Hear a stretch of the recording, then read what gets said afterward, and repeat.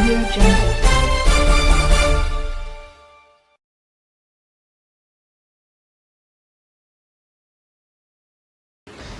रविवार मार्च 22 तारिख मध्याह्न ब्रह्मपुर कामापल्ली स्थित आंसर एकाडेमी सम्मिलनी कक्ष पीपुल्स प्रेस ट्रस्ट पीपीटी षष्ठ वार्षिक उत्सव अनुष्ठित हो जाइछि।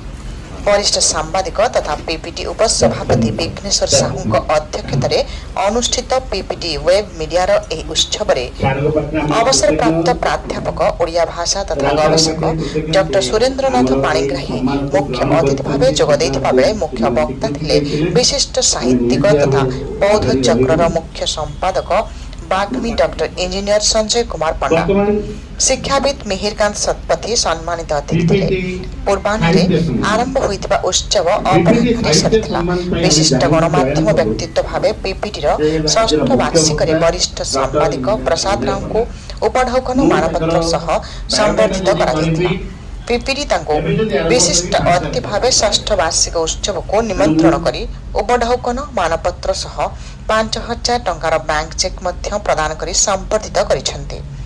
निश्चित भावे एक नियारा घटना एथि सकाशे से पीपीटी एवं तार समस्त कार्यकर्ता विशेषकर पीपीटी परिचालना कमिटी सभापति देवस्मिता महांती उपसभापति विघ्नेश्वर साहू और संपादक सांबादिक समर्जित महांती को कृतज्ञता जणाइछंती।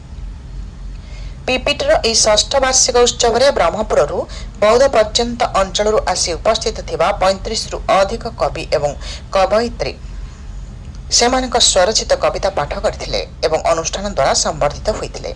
एहार संयोजना करथिले कवि डॉक्टर स्वातिश्री दास और देवाशीष स्वाई। एही अवसर रे इंजीनियर संजय पंडाक बौद्ध चक्रर स्वतंत्र संख्या मध्य अतिथि द्वारा उन्मोचित होइथिला। समृद्ध ओडिशारू बालकृष्ण पट्टनायक रिपोर्ट।